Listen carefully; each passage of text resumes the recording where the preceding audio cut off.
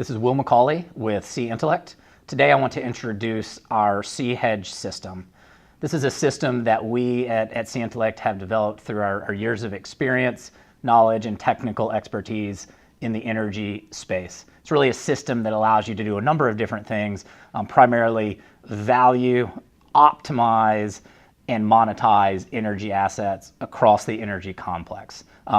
We think of it really more as a platform that can be utilized for different types of assets, whether they are process or conversion assets, a power plant, a refinery, they are time storage assets, or they are transportation or locational assets. So again, this is really a system or a platform that is broad and can be used in a number of different client applications. The second thing to talk about the system is that it's scalable. Again, it's backed by our technical expertise and some of our machine learning algorithms that allow it to apply to small corporations with one or two assets, also to very, very large corporations. And then the last thing to talk about is the data and the technical expertise behind it. We have a very large and robust proprietary database with public information, privately developed information, and then also we couple that with our clients' proprietary data to really get a full view of any kind of factors that could apply and impact your assets. The key thing with the cHedge system is that it allows clients to increase profitability of their assets in order of 1.5 to 2x at a lower risk threshold. So you're getting improved risk-adjusted returns while at the same time taking advantage of best-in-class practices and expertise.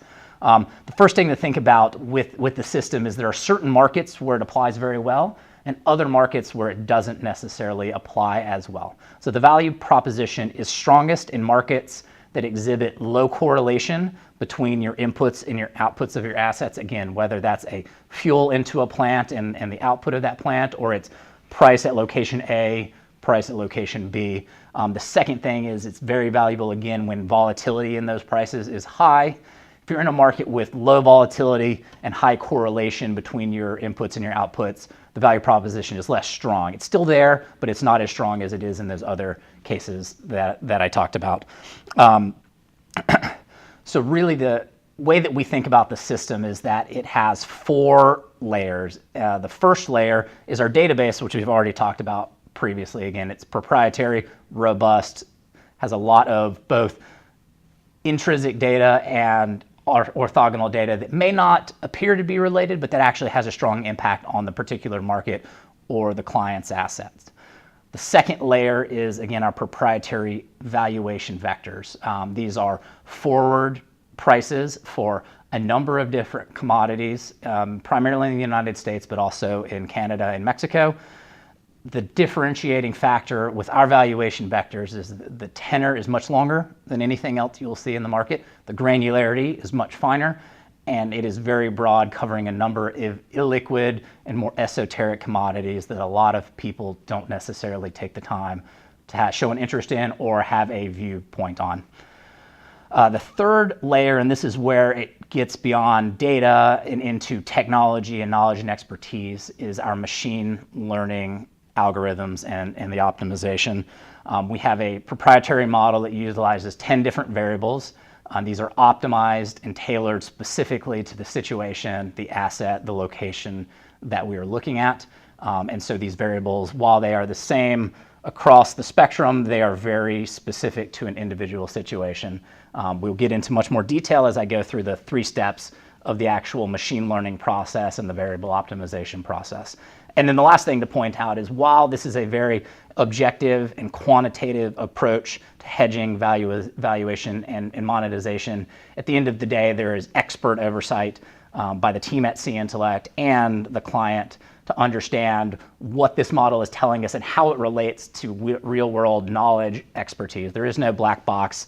We're not going to follow the computer blindly. There has to be oversight and management of the hedging and trading strategy to really make sense of the results and optimize the asset fully for the client. So the first step in our cHedge process is what I call the variable identification or the valuation screening step.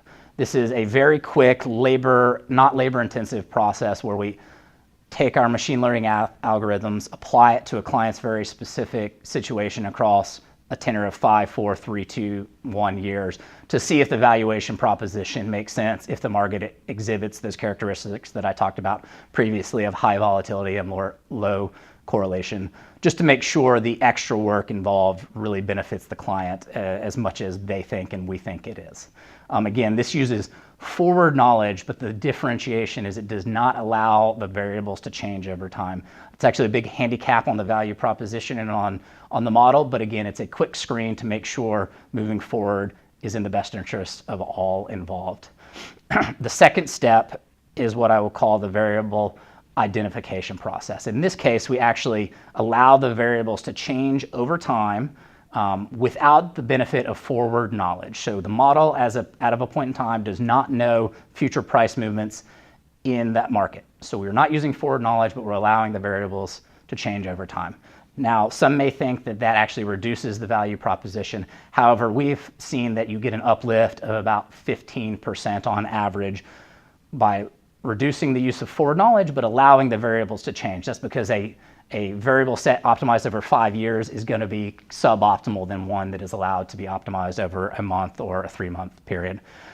Here I have an example of a power asset in the United States showing the value proposition of the step 1 process and then 3 different step 2 processes. So as you can see, again, the step 1 process incorporates forward knowledge, but variables are held constant, whereas the second step allows those variables to change, but does not have forward knowledge.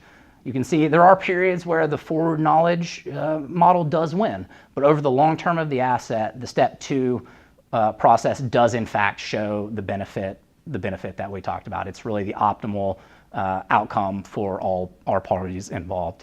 So that's step 1 and step 2. The final step is really the expert oversight and ongoing execution of the process. So here again, we have a visualization of what the process is. So we have our database, our valuation vectors, and our machine learning models. We then look at the results, review internally, make adjustments as necessary for a client-specific situation, specific asset, specific risk tolerance, until we come to what we feel is the most optimal solution for the client.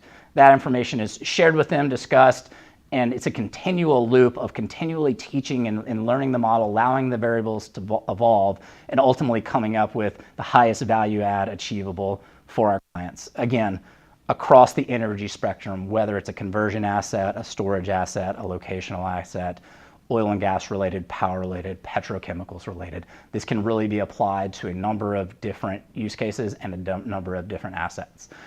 For more detail on our full system and to reach out to us and discuss your particular situation, please visit us at cEntellect.com.